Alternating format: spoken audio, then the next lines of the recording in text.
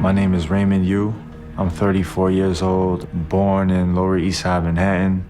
I got into trouble as a child. I was in and out the system, like Spofford, group homes, detention centers. So before I went to Rikers Island, I was already like seasoned.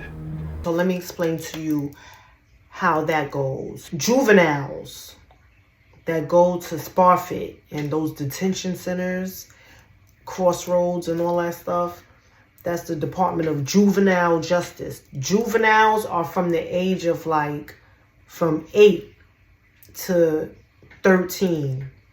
At 14, that's when you're able to go to Rikers Island as an adolescent. An adolescent is from 14 to 18. On your 19th birthday, you're now an adult and you go to the adult jails. I was on the phone. I was relatively new to the house. I had court the next day. So I called my mother and somebody taps me from behind. And I was like, yo, you can't use that phone. I was just like, yo, get away from me, yo. And then I'm talking to my mother. And then I felt somebody come behind me and he grabbed me from the back first. And then I felt like this, but then I kind of rolled with it. I was like this, and my mother was on the phone, I could hear her, what's going on, what's going on, what's going on? Mm-hmm. I knocked the razor out of his hand, we're fighting. And then the officers come out, seeing clearly I was cut. And she said, well, do you need medical attention? I'm cut. I said, no, I don't need medical attention.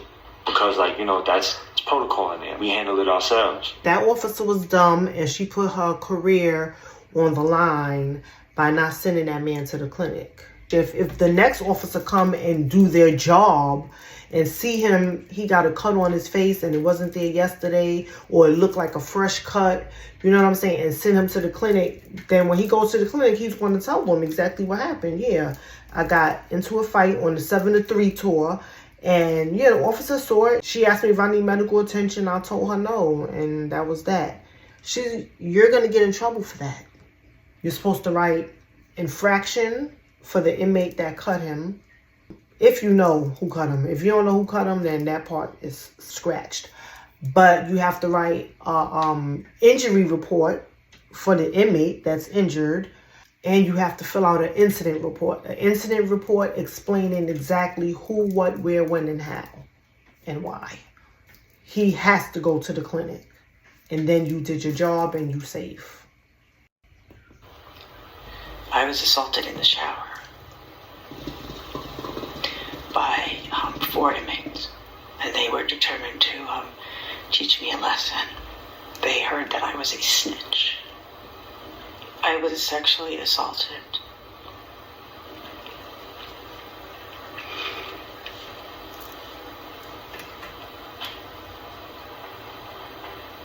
I wanted to die.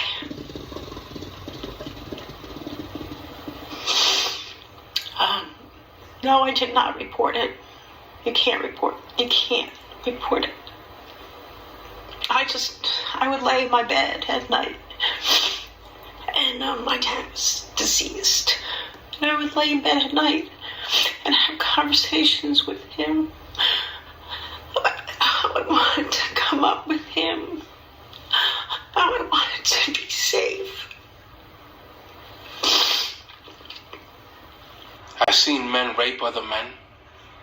I've seen men who were deprived of sexual relationships with their significant others prey on other individuals. I don't ever slow up, no I don't take shit. I got no love for the fakeness. If you wanna play tough and wanna hate this, I'll always show up. I don't ever slow up, no I don't take shit. I got no love for the fakeness. If you wanna play tough. The officer got the spray in his hand. I saw it. Spray everybody. Spray the whole crew. Because getting in there in the middle and breaking shit up, you liable to get hit, cut, or whatever.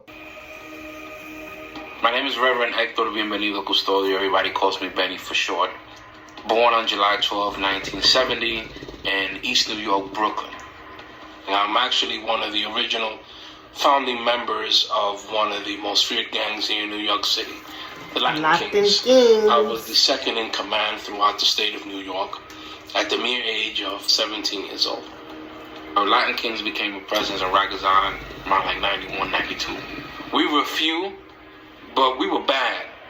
I fought with anyone who I thought that was a threat. I immediately jumped on them and I tried to take them out the count. And I thought that by fighting all the time and controlling, releasing my stress, I thought I was somebody, because inside Rikers Island, you become a ghetto superstar. As Benny Blanco from Brooklyn. That's that Latin King cat. It was rough, because if you wasn't a Latin King, or you wasn't part of a group, you had to have a lot of respect in order to walk yard, in order to do certain things. I went to his house. It was all Spanish. As soon as I got there, got into a fight instantly because I was the only black person there. And Rikers has a unique system of structure there, so they make the biggest gang the house gang. So the first cells on the block is for house gang, so you get the first cells. You get to lock everybody else in at 10 o'clock, and you get to stay out to 11 or 12, cleaning, quote unquote, the dorm or the hallway. So what corrections did is that they instilled that into the highest gangs that was there. At the time, it was Latino gangs. As far as house gang, you don't purposely choose gang members. You choose who want to work, who's going to work, who's, when you tell them to mop something and sweep something, that they're not gonna not feel like doing it. So because they think that you're calling them house gang, they changed the name to house detail. You have people that mop, sweep, somebody cleans the bathroom, somebody cleans the day room, and somebody cleans the common area. So it'd be like for a house detail. They're not necessarily gang members. Blacks started feeling it into the prison more, and they created this system called brotherly love overrides oppressive destruction, which stood for blood. And it became a union so that if you got in trouble in the streets, then you had a family inside the prison system too. When I became a blood, now it was more so I had an authority. Now I am the authority. And that culture is just very much different, because it's like the worse you do, the bigger you are. At that point, we weren't the strongest. We weren't the most. It was a gang that was bigger than us. There was a Hispanic gang, the Latin Kings. They were the majority. We were the minority. I ended up putting in a lot of work. And by putting the work, I mean a lot of physical contact, a lot of violence, a lot of stabbings, a lot of cuttings. So now when I say jump, now it's for real. Now what you're going to jump. And if you don't do it, I got 35 other people in here that's going to make you do it. When the Bloods were created, they was putting fear in a lot of people. It was very few of our people who stood their ground. And it became this whole type of system that was with the Latin gangs 10 years prior, was now with the Bloods and the Crips and other gangs, where they had control, and the officers gave them power, gave them drugs, gave them influence, right? And the COs always was the oppositional gang. Whether they was a secret member of this gang, they was an entire gang themselves, and that's the way they portrayed themselves. It's not that COs portray themselves as a gang. It's just that we're working around a bunch of criminals, and they're all going to stick together against us. So we have to stick together against them. And that's just what it is. It's not a gang. I mean, I guess because that's what gangs do. But it's just simply doing our jobs. Now, do I believe that there are some COs that are a part of gangs? Sure. But sometimes things just work out like that. They was trying to say at one point that I was a gang member, a blood, because number one, I always had the red hair. And then number two, the house that I was in a high classification house, and they were mostly Bloods in that housing area. Imagine if you're in a house with 40 inmates and 15 of them are Bloods. Who do you think is running the place? It's going to be the Bloods.